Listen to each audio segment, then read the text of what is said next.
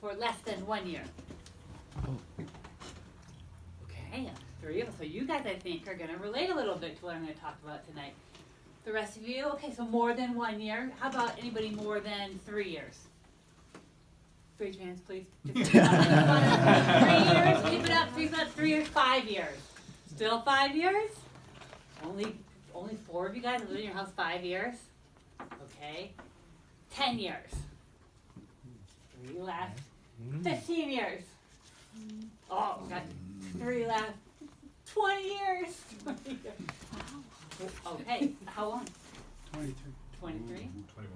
21. Over 20 years. So there must just be so much history and story in that house, right? And those who've been less than a year, well, I think you'll relate. I just moved house last month.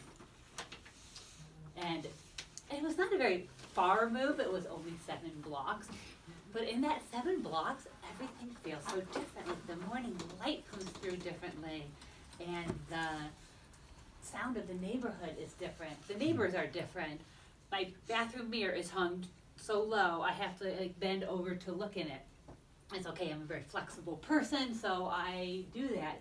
I'm the kind of person who can sleep well in hotel rooms.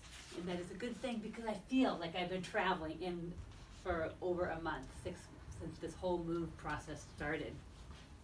This is a liminal space that I have been in. That is a threshold time of disruptive in-betweenness. That is a liminal state, and it has potential for opportunity in this space that is kind of unique in your life when you have moved. So I only moved 7 blocks, but that doesn't matter because everything that I own had to be taken, picked up, held, and put into a box, or into the giveaway pile, or into the garbage, and that is a moment of truth. And I have many, many, many moments of truth. Many moments and not a lot of time. As the movers are coming and I'm going through each object, opening drawers and having just so much memories, and good memories or regretful memories, but a lot of decision making in this time.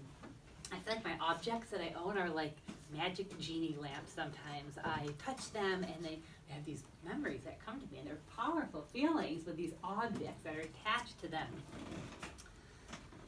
But they have to go. Something has to go. We all, I'm sure, have too much stuff. But really what I need to do is things have the past must be put behind you.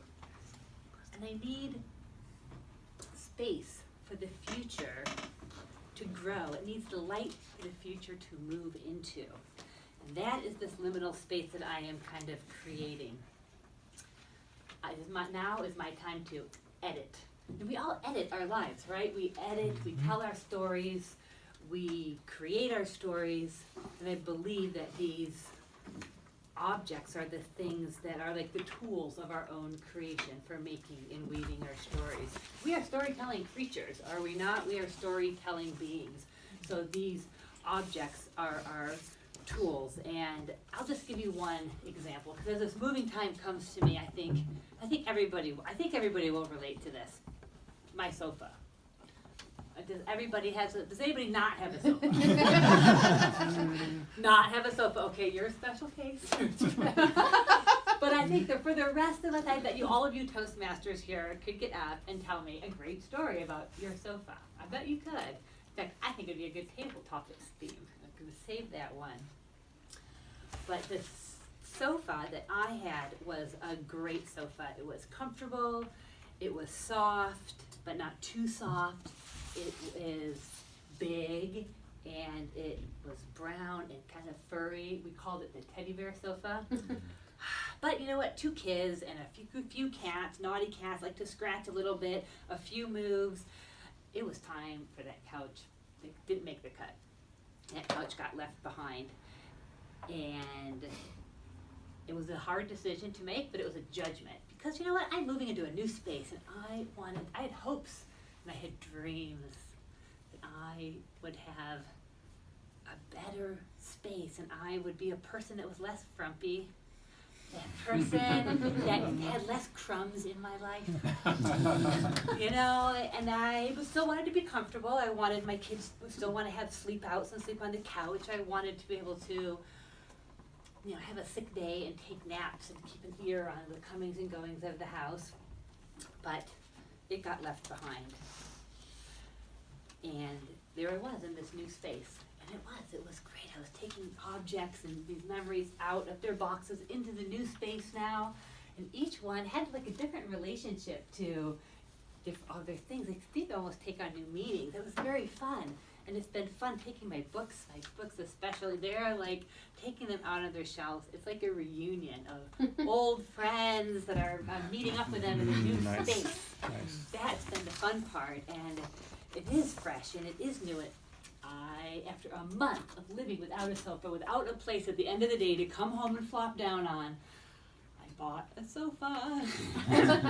And I splurged, I did. I spent real money, a lot of money at a time when money had not been very, it's been tight, having just bought a house.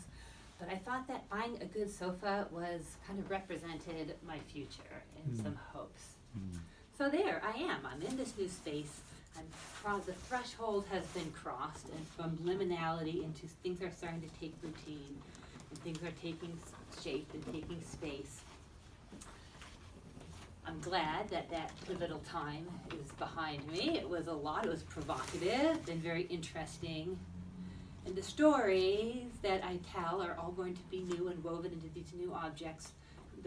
One little piece of my story I learned about myself is that a house is not a home until I have a sofa.